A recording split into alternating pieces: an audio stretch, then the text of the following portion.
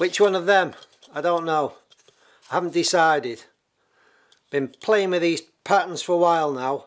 Quite like that bottom one. That's similar but a little bit straighter spine on it. I don't know. Well, thanks guys. A few of you commented as to which kukri you prefer, and I absolutely agree with you. So I'm going to forge out the bottom kukri, and I'm going to cut a strip of this huge sheet of 80 CRV2, which I've had for a long time. It doesn't seem to get any smaller, and we'll get it forged.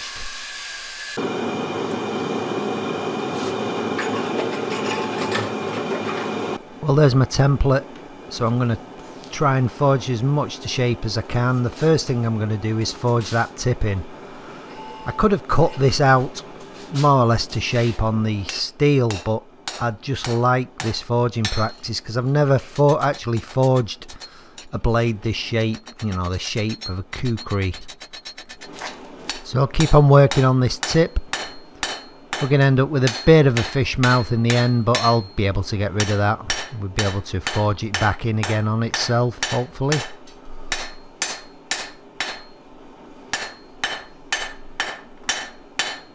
So my plan is first of all is to forge that tip in, and then to spread that front end out for that real wide portion of the blade. You can see that there's only a little bit of that fish mouth left on the front there, so because I have been hitting it right on the front to drive that steel back in on itself again, and just about got rid of it there, so I can now swell out this blade to form the front end.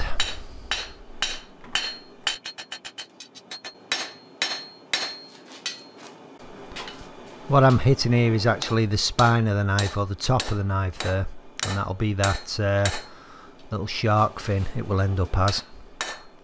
But I've got to drive that down, because as I spread the bottom edge, which will be the blade, it will keep pushing that up. So I'll flatten it out and I'll just drive that down a little bit more. I'll just be constantly correcting that, making the blade wider and then straightening that back up.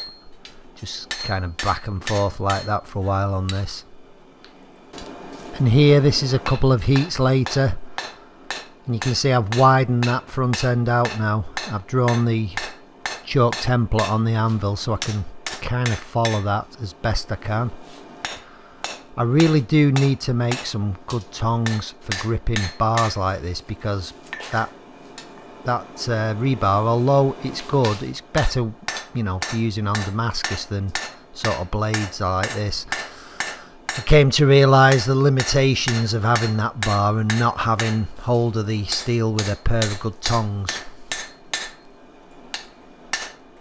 Yeah, I was having trouble here pushing that part of the spine down, because it was pushing the bottom down on the anvil, so I put it in the vise there to just knock it down to get that shark fin forming.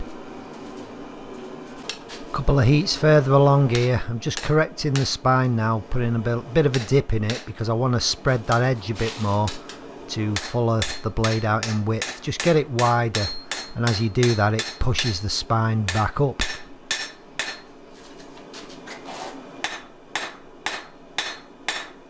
So I'm actually starting to forge a bevel in here so I can, so I don't get the steel too thin on the front end. So by forming a bevel, hammering in a bevel, you can really stretch the steel along that edge.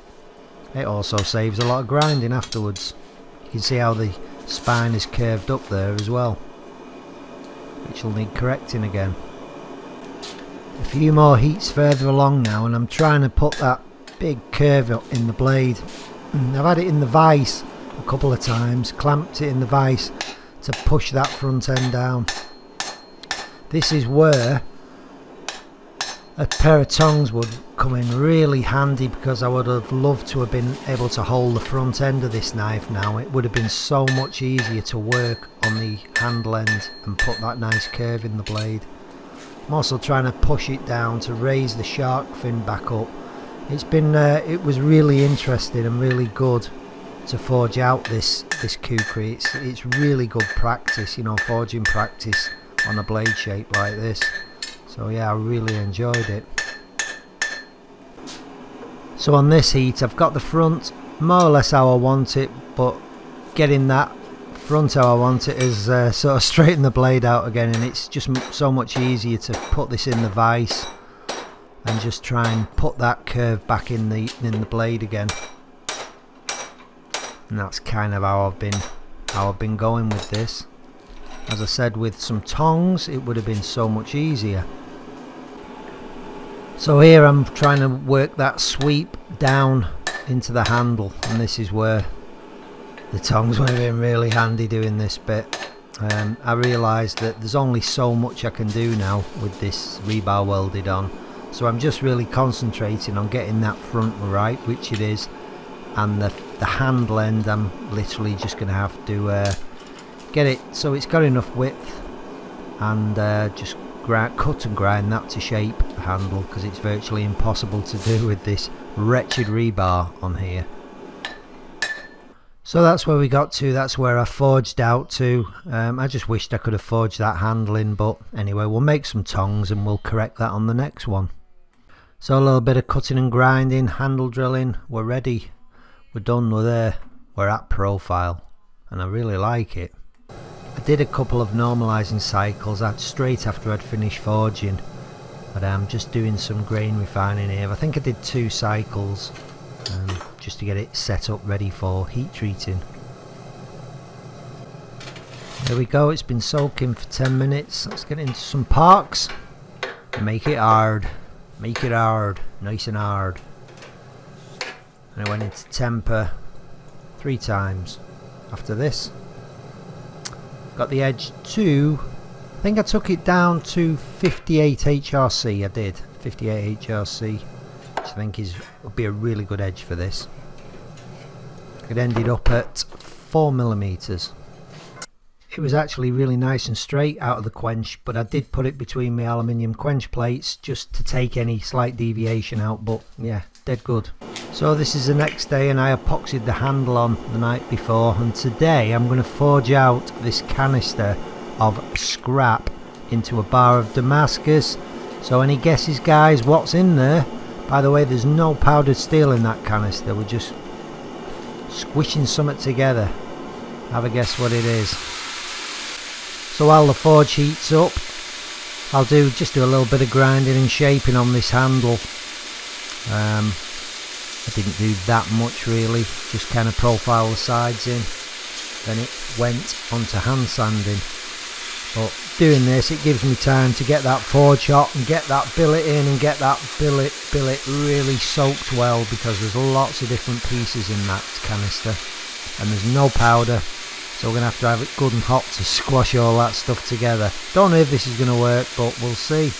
I'll give you a quick sneak peek. It did forge out. It forged out really better than I thought it would. So yeah, what is it, guys? Can you see? There's a little clue there.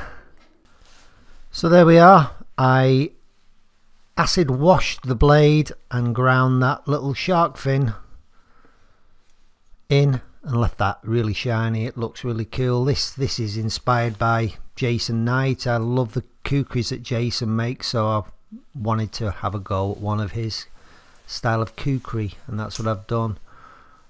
Put some Claro walnut on the handle, which came out absolutely gorgeous. Lovely stuff. Some brass pins and a brass lanyard tube. It's razor sharp, this thing.